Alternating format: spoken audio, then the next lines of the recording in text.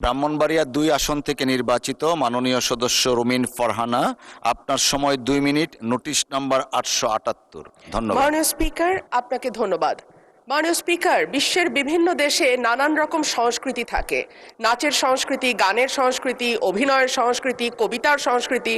আমাদের দেশে মাননীয় স্পিকার গত 1.5 বছর এবং এরপরে গত 2 মাস ধরে আমরা মবের সংস্কৃতি দেখলাম।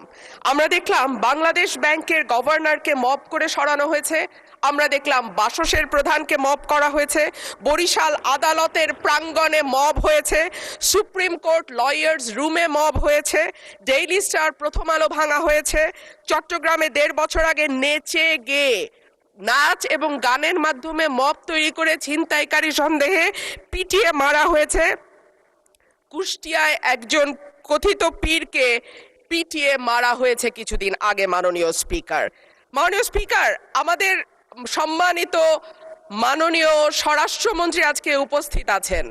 উনি একবার না, 2 বার না, কয়েক দফা আমাদেরকে আশ্বস্ত করেছিলেন বাংলাদেশে আর মবের কালচার হবে না। উনি আমাদেরকে আশ্বস্ত করেছিলেন বাংলাদেশে বিচারহীনতার সংস্কৃতি হবে না। উনি আশ্বস্ত করেছিলেন বাংলাদেশের মানুষ ন্যায় বিচার পাবে। কিন্তু আমরা দেখলাম একটির পর একটি জায়গায় মবের ঘটনা ঘটেই চলেছে। আজকে আমাদের স্বরাষ্ট্রমন্ত্রী উপস্থিত আছেন, আমি ওনার দৃষ্টি আকর্ষণ করে বলি, আজকে মাননীয় প্রধানমন্ত্রীও একই ধরনের কথা বলেছেন।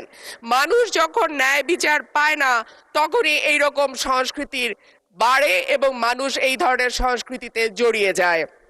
মানুষের মধ্যে হতাশা আছে, মানুষের মধ্যে ক্ষোভ আছে, মানুষের মধ্যে তীব্র বৈষম্য আছে এবং দৃষ্টান্তমূলক শাস্তির অভাব। গত 1.5 বছর চট্টগ্রামে মব করে যেই লোকটিকে পিটিয়ে মারা হয়েছিল তার বিচার এখন পর্যন্ত হয়নি মাননীয় স্পিকার। এবং ধন্যবাদ মাননীয় সদস্য।